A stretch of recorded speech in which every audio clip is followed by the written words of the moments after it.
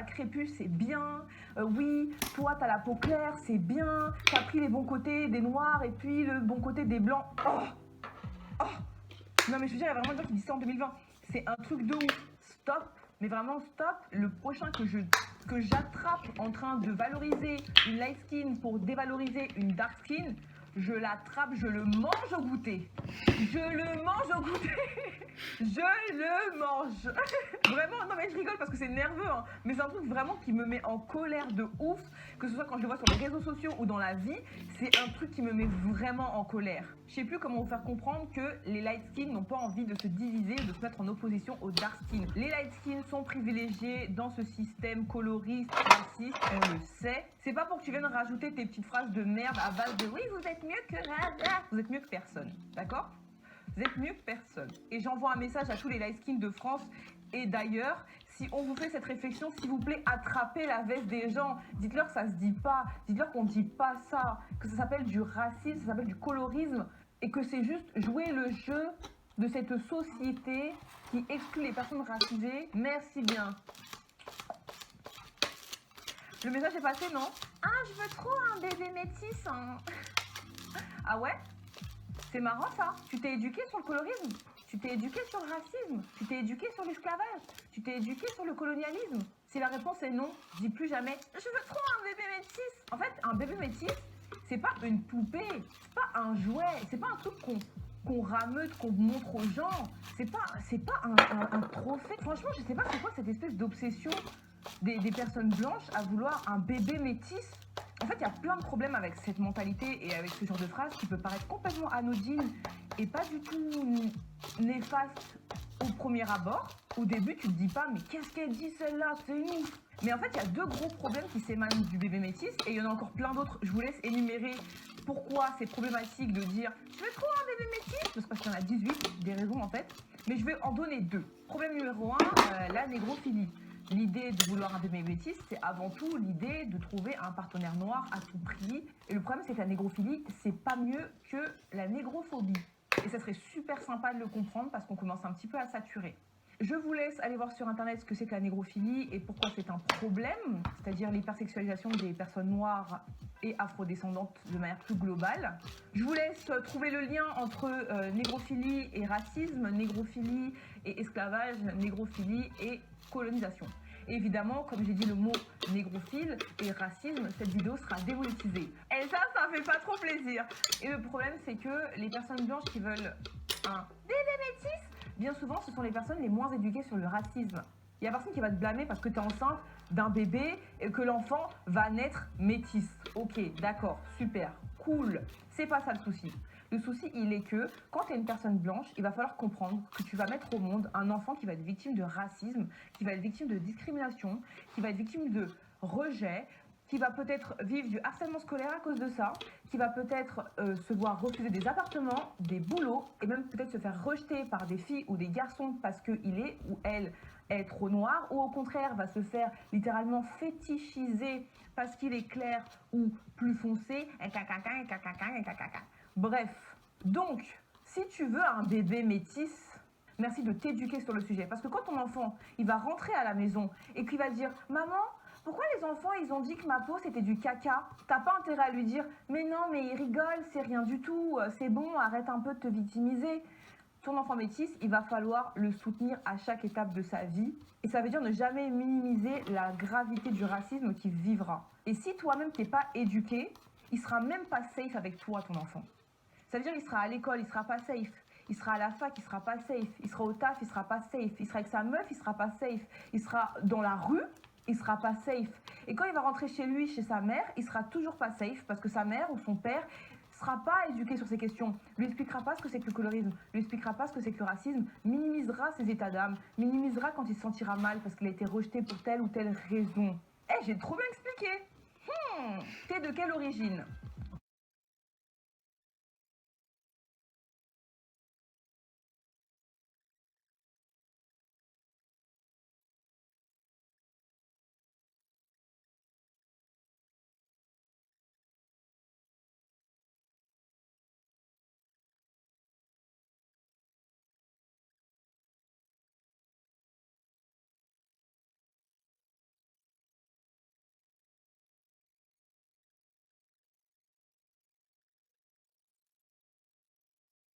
Maintenant, tu es au courant que c'est hyper chiant. Maintenant, tu sais aussi que ces phrases peuvent nous heurter, nous blesser, nous fatiguer, nous épuiser, nous discriminer. C'est tout ce qu'on te demande en fait, d'en avoir confiance et puis de plus les dire. Tu peux partager cette vidéo ou mes propos tout simplement à tes proches qui sont pas au courant. C'est censé être une de la mer. J'ai essayé avec un couteau. Voilà. Je sais pas trop si on voit. Voilà. C'est ce que je fais de mes soirées et de mes journées. C'est tout. Bisous. J'ai fait un compost, mon gars. Je suis trop fière. T'as fait un compost? Ouais, meuf, je suis trop fière de mon compost. Alors, Tu l'as fait comment?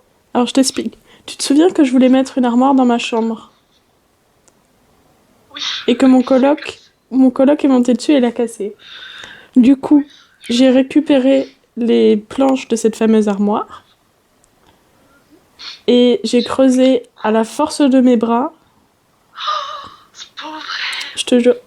Donc j'ai fait un trou. On aurait dit que j'enterrais quelqu'un dans le jardin. C'était hyper drôle. Et donc j'ai fait un trou qui avait vraiment la taille d'un cercueil. Et j'ai mis les planches de mon armoire. Et du coup ça fait une boîte au fond de mon jardin. Qui est à moitié dans la terre et à moitié hors de la terre. Genre un compost quoi.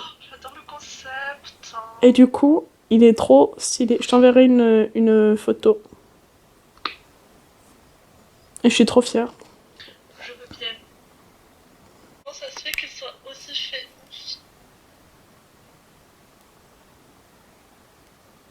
Peut-être parce qu'il a une tête drôle. Mais tu te souviens quand on l'avait mis à l'été de Vaour et qu'on s'était barré pour que tu imites Gilbert et que les gens avaient laissé Gilbert Montagnier. Ah bon, on a fait ça? Mais oui, on t'a mis des vieilles lunettes. Il y a la vidéo sur Vlog de Chouin. Oui. Bref. Ah mais ça, j'ai compris. J'ai pas compris ça. Enfin, j'ai compris que tu racontes autre chose. Ok, bah non, je racontais ça. Et je me souviens que... Oh non, j'ai plus de batterie. Oh non. Bon bref. Enfin, je vais mettre mon chargeur de côté. Ok. Bah je me souviens qu'on était montés et qu'on avait laissé Gilbert à fond en bas. Et que les gens, ils avaient laissé. Ah oui, d'accord. Oui, oui, je m'en rappelle. Bah c'est très drôle. Surtout que... En vrai, les sunlights des tropiques, c'est ambiançant, tu vois. Je comprends. Moi, je trouve ça ambiançant. C'est moche. Franchement, Ouais, c'est moche. c'est pas ouf, hein. Mais c'est ambiançant. Genre, juste le petit moment où il fait Soul Sunlight tropique. Juste, c'est ambiançant parce que les gens la connaissent, quoi. Mais sinon... Puis la petite chanson, la petite musique... Moi, je trouve ça ambiançant. Mais... Enfin, là, il est 13h30. Je suis censée partir dans 1 heure pour rejoindre un ami. Parce que normalement, à partir de demain, parce qu'ici en Belgique, genre c'est un confinement, tu vois. Genre, en soi, t'as le droit de sortir. Point. Il y a juste plus cours et tout, et t'es censé rester chez toi, mais. Il se passe rien. Du coup, en fait, normalement, je devais aller chez mon ami pour qu'on se voit parce qu'à partir de demain, ils vont durcir le truc. Et comme après on se verra plus, et ben on va se manquer un peu. Et du coup, je dois aller chez lui. Voilà. Mais j'avais prévu de bosser avant. Alors, on est ce jour, en sachant que j'ai écrit mon planning ce jour-ci. Je suis déjà en retard, concrètement. Mais en même temps, enfin, je suis désolée, mais le confinement, c'est pas des vacances. Hein. Moi, je fais trop de trucs. Genre, déjà, j'ai changé ma chambre. J'ai fait un compost. Je vais vous montrer mon magnifique compost. Alors. C'est l'espèce de grosse boîte là. Donc en fait, c'est une armoire que je voulais remettre dans ma chambre parce que comme vous pouvez le voir, attends, peut-être je dézoome, il n'y a pas d'armoire. Donc mes fringues sont là et explosent. Heureusement, là j'ai trop de vêtements sales, donc il y a un peu de place. J'attends toujours le jour où je déménagerai et que le proprio viendrait frapper. Mais excusez-moi Sophia, mais il y a une armoire dans votre chambre. Oui, oui. Pourquoi je parlais de mon compost? Ah oui, je suis busy. Je suis busy. En fait, je lis, parce que du coup, j'en profite, j'ai le time maintenant. Et je lis. D'ailleurs, j'ai lu un super livre qui s'appelle Inès de mon âme. Et ça parle de la conquête du Chili par les Espagnols. Bon, ça rentre pas, je vous mettrai après. Et notamment par une femme qui a vraiment existé, qui s'appelle Inès Suarez. Et qui a, en fait, sans elle, ils n'auraient pas pu conquérir le Chili. Et qui était très importante, du coup, mais que l'histoire a oublié, comme beaucoup de femmes, finalement. Et du coup, ça raconte un peu sa vie. Ça raconte pas un peu sa vie, ça raconte totalement sa vie et la vie des gens qui ont conquéri le Chili aussi. Sur ce, je pense que je vais faire des stats.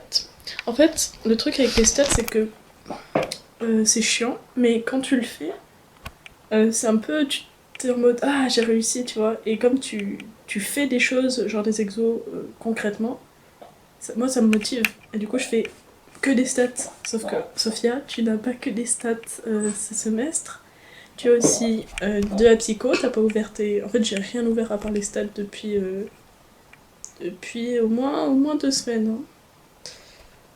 Donc on va s'y mettre. Et je suis même pas en avance sur les stats parce que du coup je me suis motivée à refaire les chapitres qu'on a déjà fait pour être sûre de les avoir bien compris, sauf que Sophia tu les avais bien compris, arrête de perdre du temps. Et du coup j'avance pas beaucoup. Donc je vais faire des stats du coup.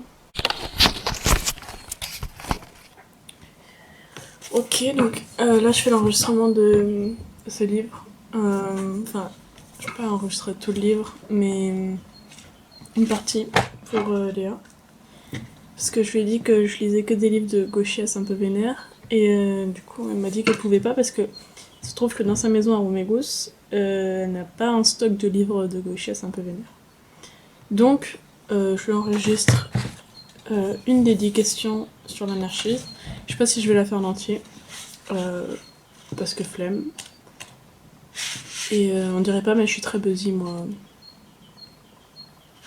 Ça j'ai déjà lu.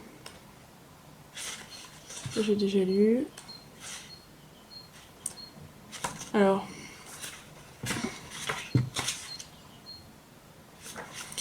Quelle politique internationaliste? On va lancer l'enregistrement. Et... Chapitre... je ne sais plus très bien combien, mais je pense que c'est le 6. Quelle politique internationaliste? Yo! Donc j'ai fini de lire mon texte. Ça m'a pris un peu de temps quand même. J'étais pas motivée. Je me rends compte que je parle beaucoup. Donc Laurine, tu pourras m'accélérer. Je suis totalement pour. Je vois pas d'inconvénient. Donc là je vais me faire manger. Donc normalement à cette heure-ci, ça devait faire 20 minutes que j'étais chez Enki. Donc je suis en retard. Je vais aller me faire manger. Des lentilles je pense. Je pense que je suis en manque de fer. Enfin, je pense. Non, Sophia, ça fait 7 ans maintenant que t'es en manque de fer H24, donc on va aller manger des lentilles. Bisous. Voilà.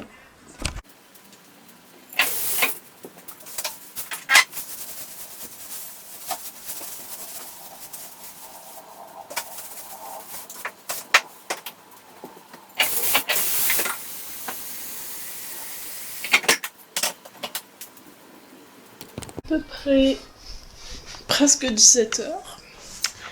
Donc en sachant que j'avais rendez-vous avec Enki il y a de cela 2 heures du coup, 2 heures chez lui, je pense qu'il est temps que je me mette en chemin.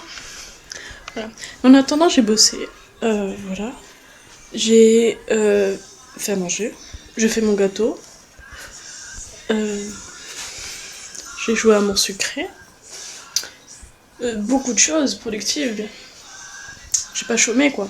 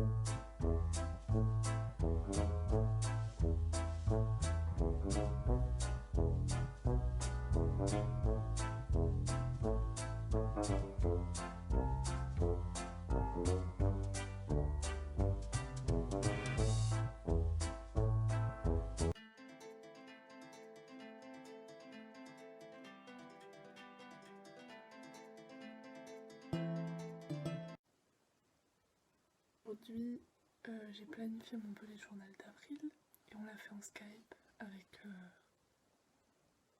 Anouk, notamment. Enfin, c'est celle qui est le plus restée avec moi pour le faire parce que je pense qu'on est celles qui prennent le plus de temps pour le préparer. Voilà, parce qu'en même temps on fait 500 dessins. Voilà, et c'était trop bien, j'étais trop contente parce que d'habitude je le fais avec Anouk du coup en vrai, sauf que bah là on peut pas se voir, il paraît. Après je vais pas trop m'avancer mais je crois. Et du coup c'est dit bien de le faire ensemble, mais du coup j'ai passé la journée à faire ça parce que c'est très long. Enfin pour moi. Et voilà. Après je suis allée courir aussi. C'est tout ce que j'ai fait de ma journée je crois. Enfin c'est déjà pas mal parce que en fait j'ai un peu travaillé sauf que c'était pas productif.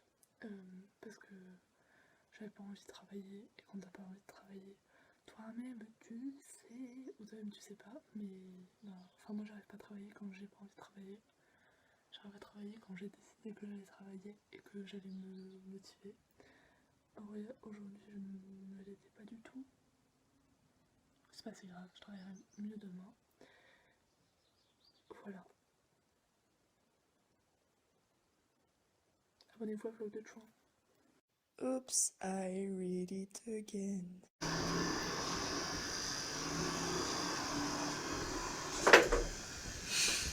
Il y a plein de poussière. Ouais, je vois rien.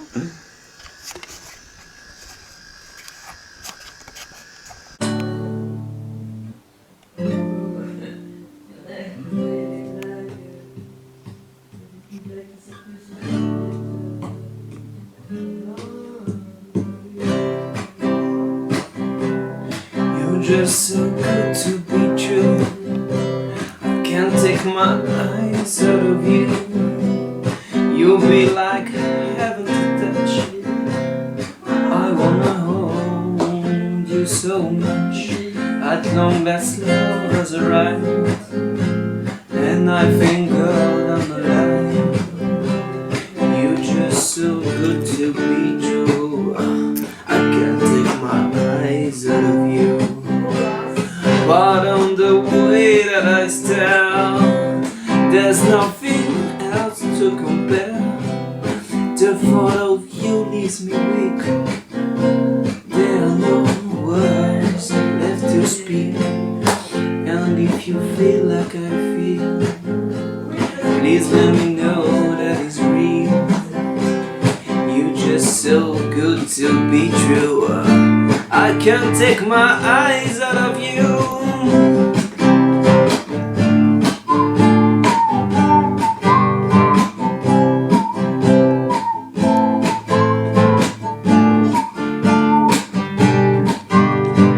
Down, down, down. I love you, baby, and it is quite alright. I need you, baby, to want the lonely night.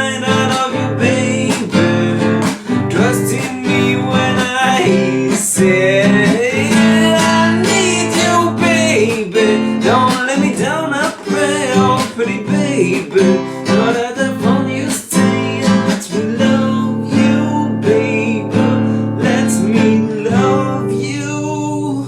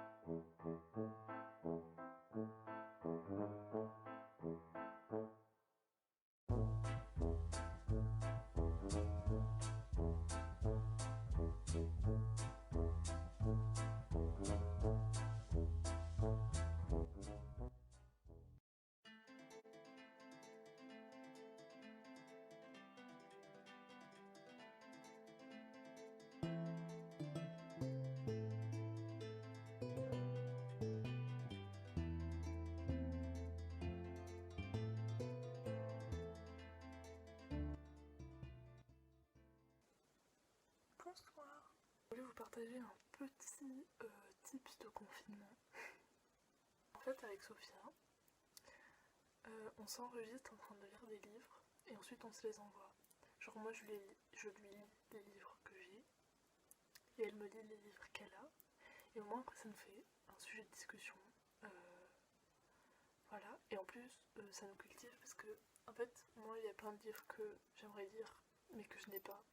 Et comme on est confiné, ben, je peux pas aller en acheter une dans une librairie et je vais pas le commander sur internet parce que j'ai pas envie de surcharger la poste pour un truc pas très important en soi, c'est un livre que je pourrais lire plus tard.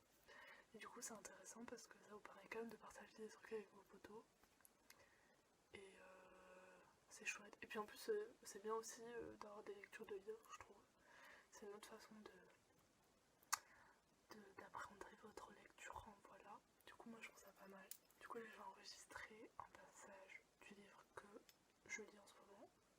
Du coup que j'envoie à Sophia, qu'on lit on peut dire. Je ne sais pas si je peux me permettre. Je lis un livre de Malinowski, qui est un anthropologue très famous. Le livre s'appelle La sexualité et sa répression dans les sociétés primitives. Alors il faut savoir que Malinowski c'est une vieille personne, puisque ce livre a été publié en 1990. Mais sachez que c'est très intéressant. Moi je trouve que c'est bien de le lire en ayant une culture anthropologique. Parce que disons qu'il y a des trucs plus simples à comprendre quand on a plein de notions du coup dans la discipline. Voilà. C'est peut-être pas le meilleur pour commencer, mais c'est pas mal. En tout cas, Malinowski a inventé, théorisé, même si bon, apparemment c'était pas le premier. Mais bref, l'étude de terrain chez les anthropologues. Bref, j'arrête mon petit monologue.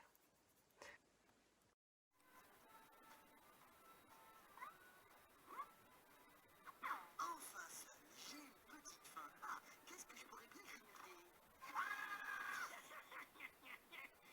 Je t'ai bien eu.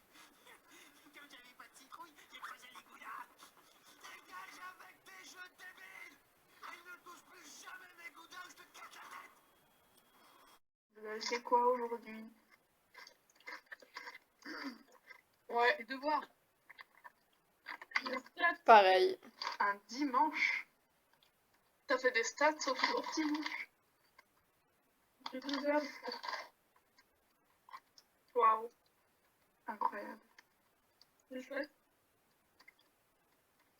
C'est faux. Oui, vous connaissez ça? Oui, j'aime bien. J'aime bien. On voit pas ce que c'est. Ouais, je sais que t'aimes bien, mais parce que C'est quoi? tu arrives bien, quoi. C'est quoi? Tu sais, c'est les trucs genre comme ça. En fait, c'est tout. Non. Ah, mais c'est des cacahuètes avec du wasabi autour, c'est ça? J'avais trop bon, ça. Ah oui. C'est tellement bon. C'est super. Sophia, tu manges quoi? Moi? Pas de cacahuètes. Ah ouais. Franchement, j'ai kiffé. On est sur différents apéros là.